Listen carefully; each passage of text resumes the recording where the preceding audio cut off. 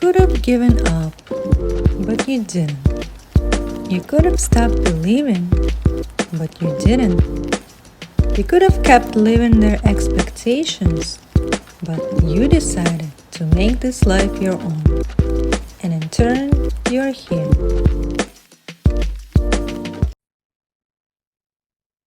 Hello, everyone. Today we're meeting Agi Keramidas. He is a mentor, a podcast host, an author of the book. Hello, Agi. Thank you for joining us today. Hi, Anna. It's such a pleasure to be here with you. Thank you for the invitation. Thank you. So let's start a conversation by diving into your journey of becoming the person you are today. What led you to discover your true passion in life? How did it start for you? Uh, that's a good question, and there is, I have followed my passion more than once in the past, or there have been different distinct times, but the following it, to answer your question very directly, came from within. It was more like a knowing, an inner knowing, if you want, or an intuition that I should do something about it. And I will give the example for what happened that really changed all my life to follow the passion. When I was in my mid-30s, I was in my home country, Greece, working as a dentist. I had my practice there. I was engaged to be married, family, all the stuff there. But I did not feel right within myself. There was an element of dissatisfaction or emptiness, that it didn't feel like I was, even though on the outside it looked to be fine in my life, inside I felt empty. So that led me, after a period of, careful consideration. It was not instant, but it led me to eventually take the decision to follow a calling or a dream, or you use the word passion. I didn't know it would be at that time. At that time, it was more a calling or an intuitive, desire to do something. So I left my job, my family, fiance, the friends, everything, and I went to the UK. I came to the UK to follow that, and really that that was, one very, I think, good example, clear example of how I followed, or I, pursued the passion. Wow. Yeah. So at some point in our life, one person would really like come to understanding that there is something more to what we are actually doing right now. So maybe somebody will discover it earlier in their journey, but a lot of people will find themselves being dissatisfied or being not fulfilled in their jobs or in their personal life. And then, they start questioning themselves. Is it really the life that I'm supposed to live? Is it my life? Was it really chosen by me intentionally, or it just came out to be by default? Maybe there is more to life for me, and I have that responsibility to create the life that I want to live on my terms. And I think by listening to that inner voice, to intuition, and following your dreams, like there's a next step you should take in order to explore what is it that you meant to do in this life. Mhm. And again, it's not as it's clear for a lot of people. It's just very like it's hard to catch this voice, but once you know that this is what you should do, I think it's important to really like follow through and see what is it that is in life for you that will really become clear eventually once you start doing it. And I think it also takes courage and honesty with yourself to look into that kind of calling or like connect to who you truly are. And a lot of people would distract themselves nowadays, especially when they work for this 9 to 5 job that they don't like. They would distract themselves and not go deeply into connecting with who they are. Mm-hmm. And that's something that will prevent them from feeling this type of fulfillment, don't you think? Absolutely, and I will tell you about this, the constant distraction. But you said earlier about that little voice. You know, I think that's how you called it. Not very clear. I would agree. I would add to that. It feels good, though. That's the thing for me. That it makes me realize that that is the correct voice. It might not be expressed in words like the mind usually speaks in words, and fearful words often, but that smaller voice feels good. It's like it comes up in some way. So I just wanted to add that because it came to my mind when you were saying about that. Mhm. The distraction, unfortunately, it is that's how our society, at least the Western society, is. I mean, the distraction is everywhere, and everything is built to take our attention away. And either it's an app or our phone or the TV or whatever, social media, all of this distract us. And for many people, to bring back to what you were saying, it's an easy way out because, and I know, I mean, I'm not, I will put my hand up because I was completely like that. It's easier than to face the uncomfortable reality that you are living and start asking those wonderful questions you were saying earlier. Is that how my life is meant to be? Is there anything more?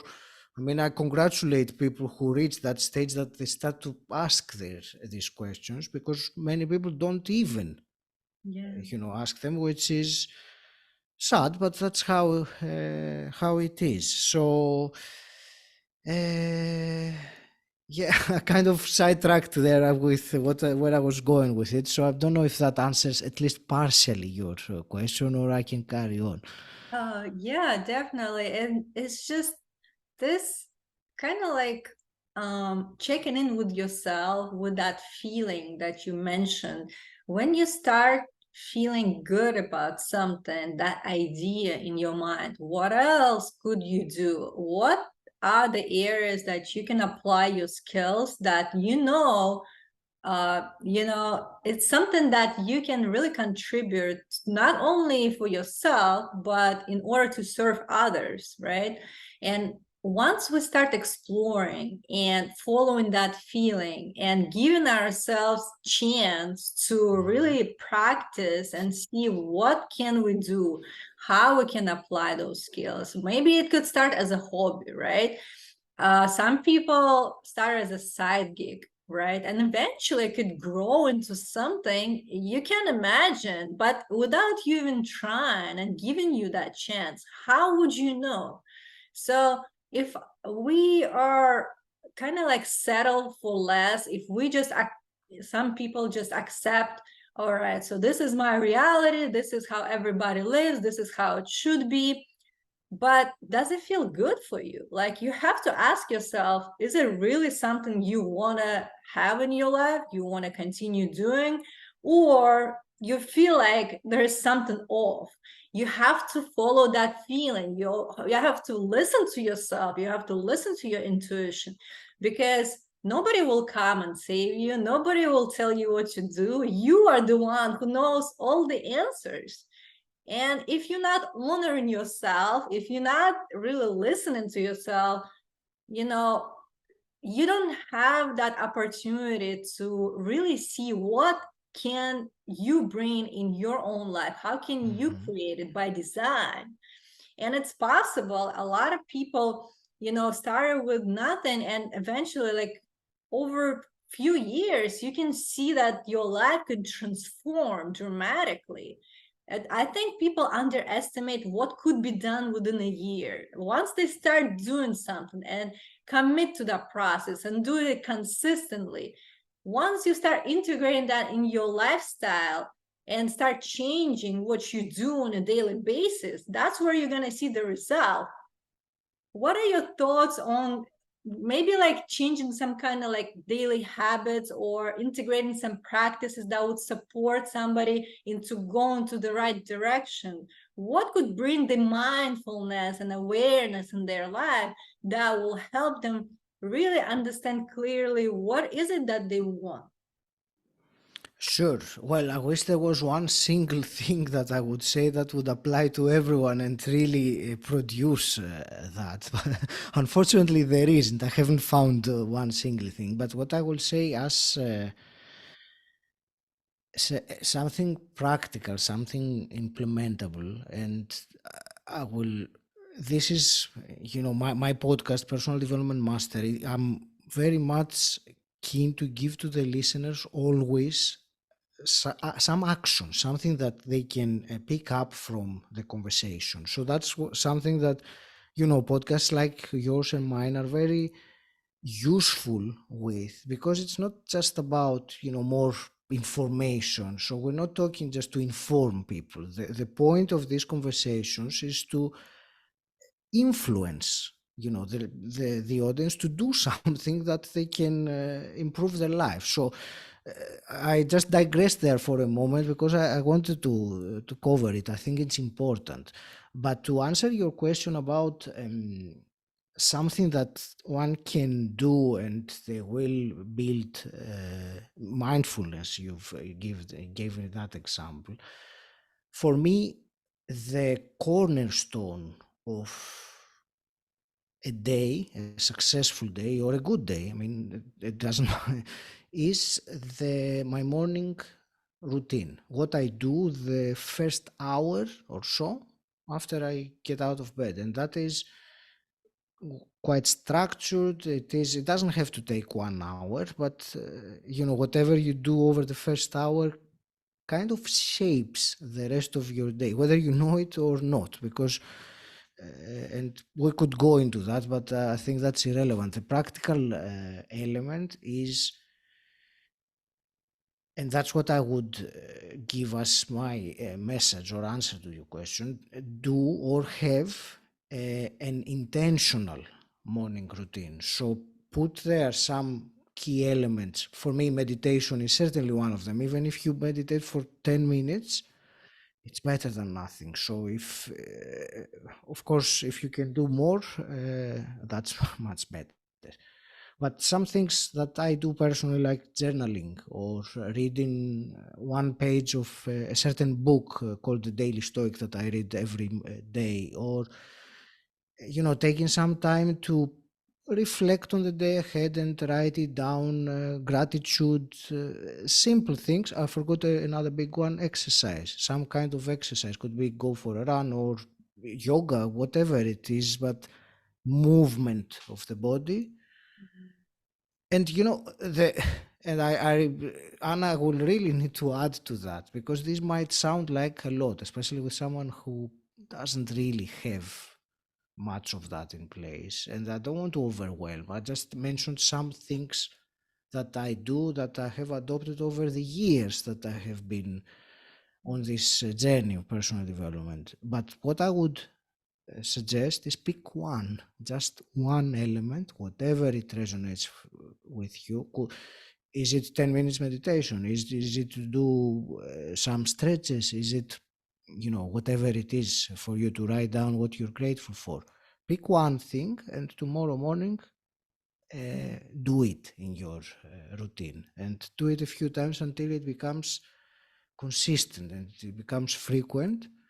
And then you won't even have to think about it. Then you can put a second item in. This way I found it's more chances that someone will succeed, rather than saying, okay, I'll do this and that, and I'll start tomorrow. That's a bit more challenging. Yes, definitely. And those are the practices I've noticed a lot of people incorporate in their daily routine, that the ones that you mentioned, either that meditation, journaling, the, kind of like before they start their day, they already set that intention for the day to go well, something that they expect good coming in their way, something that they focus on, what they really want to see in their life. And the more we switch that focus from what we're lacking to what really we have and right now and what is available to us, the more we grow that.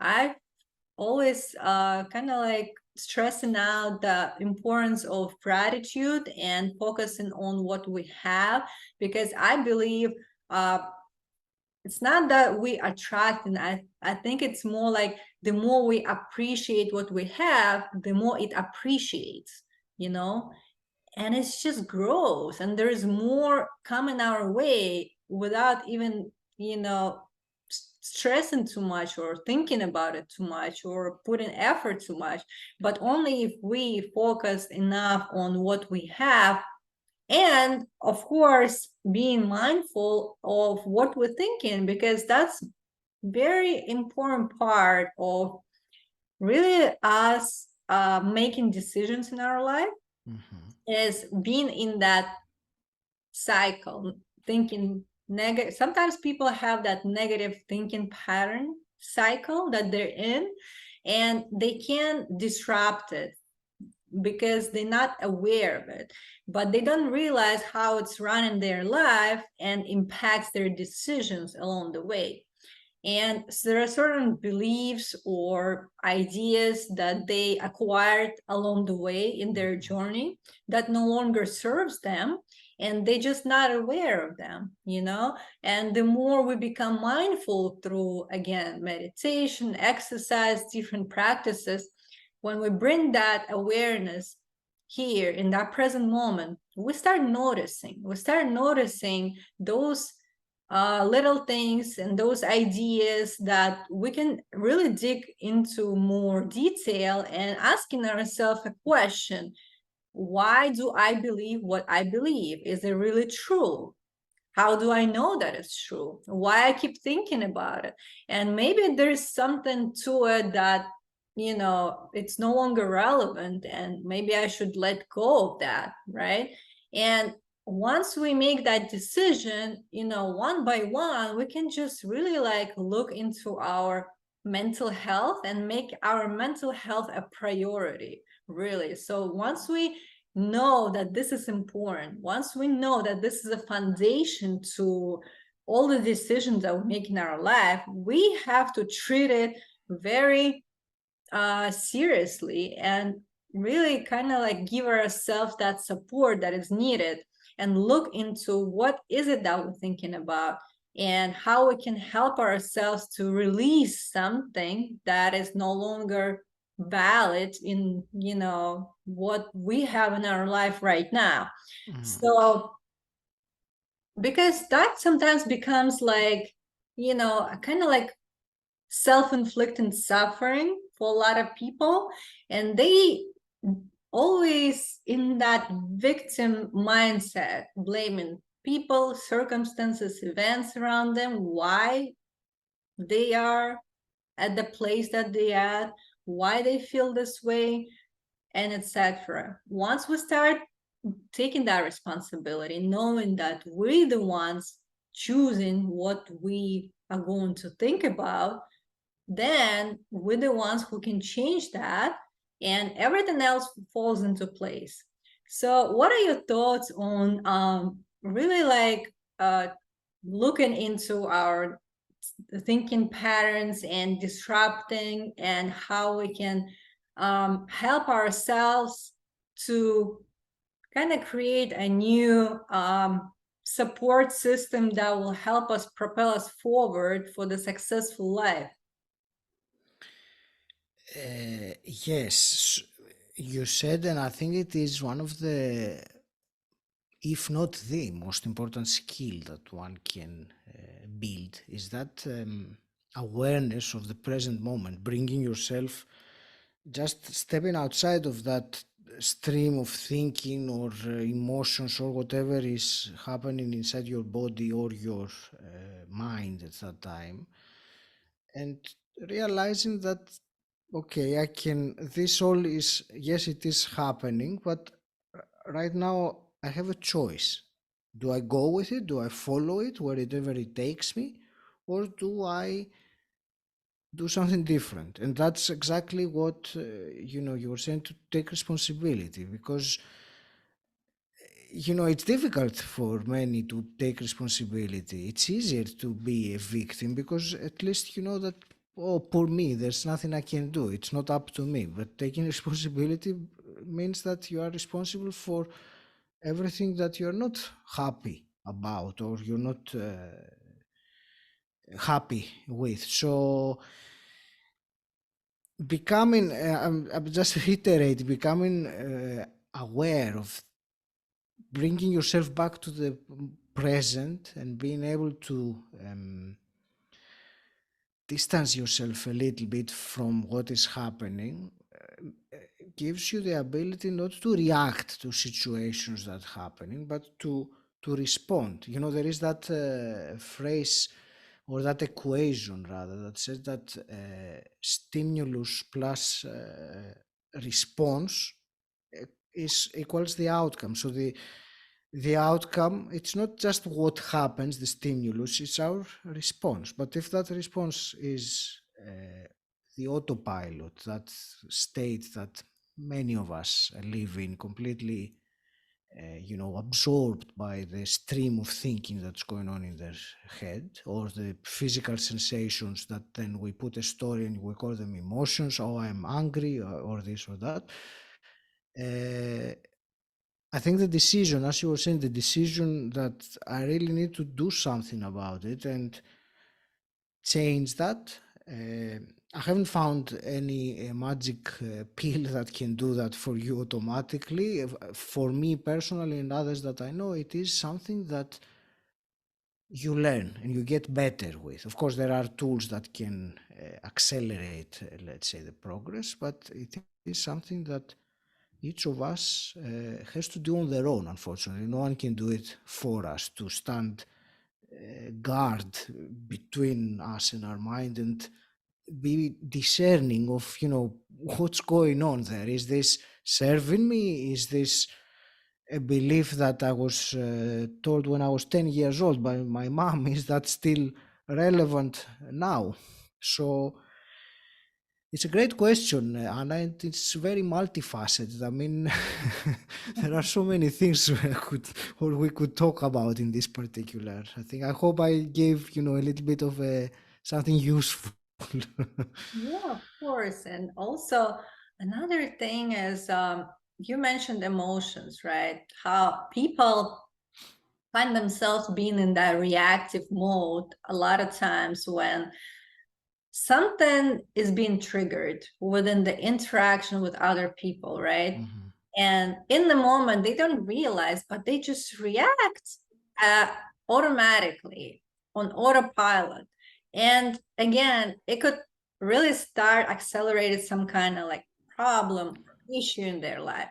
But if they really like stop and pause and deliberately choose how they want to respond, not because they automatically react, but when they being in control and know what's happening and they choosing something on intentionally, I feel like at this point they really shape their outcome, I would say the result that they will get, right? And it comes back to taking that responsibility.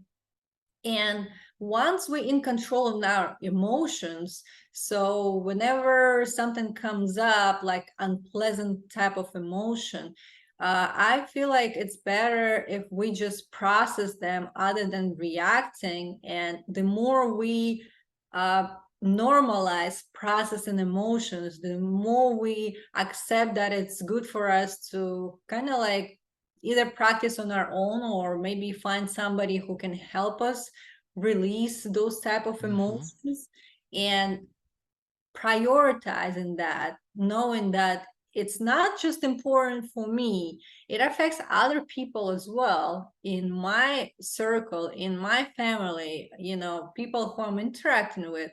And again, usually if something shows up in terms of unpleasant emotion, it's like an indicator for us to know that there's something unprocessed within ourselves that we should look into. It's just a signal for us to know something is off, right? And we don't have to blame ourselves or shame ourselves or feel some kind of guilt. All we need is to give ourselves that time to process and heal and come back to that peace, come back to that state where we can really like see everything for what it is without being judgmental, without being triggered. And from that place, we can really make decisions intentionally. And we know that if everything is really like processed, then nothing could trigger us, nothing that will bring us in that reactive mode. But it takes time and it takes courage as well for a lot of people to face those insecurities, fears that they have, or maybe some kind of trauma they used to have in their life, right? And everything is stored in our body. I believe like our body is also talking to us in terms of like sending us signals. Maybe we have some kind of pain or tension in some part of our body. There's always body-mind connection, and we have to be mindful of how is it that we're feeling, and maybe it's more than just a physical sensation. Maybe it's more talking to us in terms of like emotional suppression that we have within us. And I feel like if we just, every one of us, take that responsibility of processing emotions, healing those type of issues or traumas personally, that will create the ripple effect in terms of interaction with other people as well. We can build much healthier relationship with others, because especially when we come into either romantic or professional type of relationship, we're always going to be triggered unless we decide to face what is it that comes up. Don't you think? I can't think of a single area in our life that wouldn't be positively affected by one, gaining better understanding and of their emotions and better handling of the emotions. I think once you get better at that, everything else will become better. Because how many things we do some actions or have some behaviors because of the emotional state that we were in, and we were on autopilot, so we, I don't know, maybe swore at the other person that cut us off on when driving, or something that is not really, the behavior that we would like to do or that we would do. So it's a great point, and I will agree. And it's not easy. It's not easy. And coming back, you were saying about the distractions. That's why many people turn to the distractions, because the distractions are easy. When we feel an uncomfortable emotion, many unfortunately don't have the knowledge that this is something that you need to sit with and process it and heal from it, and there is a reason behind it and so on.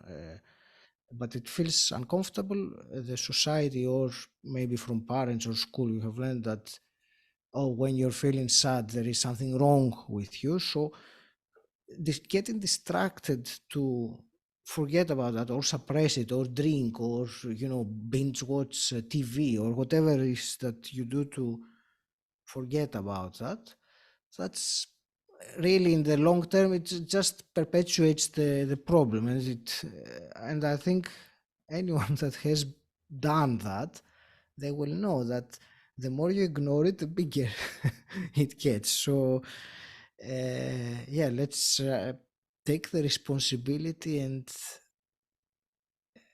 stay with an uncomfortable emotional, emotion that we have, and be curious about it. What is the message, if I can use that word, or the lesson or the learning that I can gain from that? Why does that happen? You mentioned about having a physical symptom. I mean, you have a headache. Question: why do I have a headache? What might be a reason, rather than popping a pill to stop the headache, which it doesn't stop the headache. It stops your perception of pain. So anyway, I went completely on a tangent there, so I will Oh, stop that's here, great. Anna. Yeah, I agree. It's just, like this feeling of being uncomfortable. A lot of times we avoid that, and we're not taught from the young age that this is something that is gonna come up for you at some point in time. You're gonna face that. It's normal. This is the human experience. Mhm. And you don't have to hide from it. You don't have to escape from it because, like you mentioned, the more you suppress, the more you avoid, it will still haunt you. It will still grow, and it's not taking care of that issue or problem. It's not resolving it, but rather you're just putting that away. But again, you're gonna face it at later on again. So what I'm trying to bring here is that idea of, you know when we're uncomfortable and we feel unpleasant emotions, this is really the invitation for us to explore what is it that we need to heal. What is it that comes up for us that we need to face in this present moment? And it's really the opportunity for us to grow, right? And if we not see it from that perspective, if we are choosing to look at it as something that is that something that makes us suffer or brings us pain, then we're not understanding why is it happening. And the more we avoiding it, the more we putting that away, it's just continue that cycle over and over again. And we always find ourselves kind of like seeing the same lessons in our life, maybe in a different type of scenario with different people, right? But we always feel like, oh, I've been through it, and it's repeating again, it's repeating again and again. Like, why is it repeating? There is a reason for it. So maybe you should ask yourself, what is it that I missed, right? Maybe now it's time to deal with it and put it to rest, right? Maybe it will give me the opportunity to grow and feel better. That's the thing I feel like people are afraid of, that, okay, I understand it's feeling unpleasant. I understand it's feeling painful, but it's not going to last long. Once you start letting yourself feel, it will take a few minutes, right? Maybe it's going to repeat, it's going to take again a few minutes, but each time you do it, less less intensity you feel of that feeling. And eventually it will have less power over you. Eventually you will release it. But you have to have that courage and understanding that I should let myself feel. I should really sit with it, process it, and see what happens, right? But you have to take a different approach because you already know my approach didn't work for me. It's coming back. So maybe I should try something different and see how that will help. And again, like it will just get better.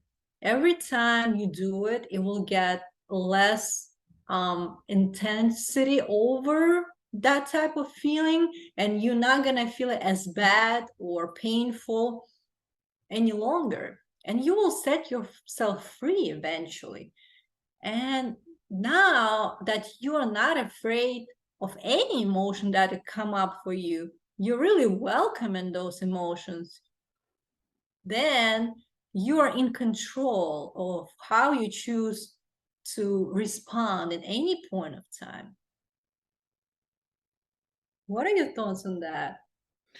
Most certainly, and the emotions, no matter how bad they are, or how good they are for that matter, it doesn't make any difference. They will not last. They will arise and they will pass away. So, reminding ourselves of that simple fact that yeah, I might feel really bad right now, but it's going to pass away, as every other single time that I have felt bad in the past have gone away. So I would, what came for me when you were saying that was, and I will invite the listener actually for this, because it came up for me clearly to want to question themselves or reflect, if you want, on what is it in his life or her life that keeps on repeating, as you were saying earlier, that keeps on happening and you really don't want to be doing it, but you notice that it keeps on happening, and become more curious about this. When I what I enjoy doing, and I think it works very well, is to write things down. So this, I believe, it gives you a different level of clarity in expressing things that are quite subtle and quite abstract, like your inner world. It's not, you can't say it's green and it feels rubbery. It is very, so writing it down, it is I find it very helpful. So I think I would share that as something actionable with you know realizing something that is repeating and obviously has something to teach us. Definitely, I think journaling and reflecting on what is it that comes up and how are we feeling in that moment, it's very important, because then we'll see um, for ourselves the pattern, right? The more we have something to look into, the kind of journal or notebook, something that you are using to reflect, then you will see for yourself that, okay, so maybe there is a purpose. Maybe I have to look into that, be more curious, and give myself opportunity to really explore and dig deeper and Mhm. see if I can just release that type of emotion and process it. So then again, you will see for yourself how you feel. And the more you are being curious and exploring what is it that is coming up to your life, then I feel like the more clarity you get, and the better you feel overall. And yeah, and it's very, I think it's a beneficial practice for a lot of us to take some kind of action in the moment of feeling, and in the moment of feeling that reaction that automatically comes up, and it will help us clear out things along the way. I'm so grateful we have that conversation. And for those who would like to connect with you online, how can they find you? Sure. Well, the The first and I think the most relevant place is my podcast, which is called Personal Development Mastery. So you can type on it on the wherever you listen to your podcasts for, and you will find it there. I would also, Anna, would like to offer to your listeners and viewers a free copy of my book, 88 Actionable Insights for Life, which as I was saying earlier, it's all about taking the action. It's not about the theory. We're full of theory. It's the wisdom that we lack and we need. So I'm happy to give you this free copy of my book. If you go to agikeramidas.com/88, you can download the book for free. All right, thank you so much. I'm gonna also add it to the show notes for our listeners. And as we close today, what would be the thought for today? I will bring it back to something we were saying earlier because I think it's important. So let's embed it by repeating it one more time. So, what is it? We were talking about those cycles or patterns or repeating things in our life that keep on happening and we don't want them and they keep on happening. And I will reiterate that. Let's be more aware of these moments when they happen and try to bring ourselves more in the present moment rather than allowing the story of our mind or whatever physical sensation we may be feeling, rather than allowing that to take us down the hole. Let's take it only needs one breath. It doesn't need a long time, just one breath to become aware of it, and then you have the choice then, at least not to follow it. You could still follow it, but at least you have the choice, and you get better the more you practice it. Definitely. Thank you so much. I hope you enjoy your day. Thank you. I hope you enjoyed this episode, and if you did, hit the subscribe button and share it with others. Stay tuned.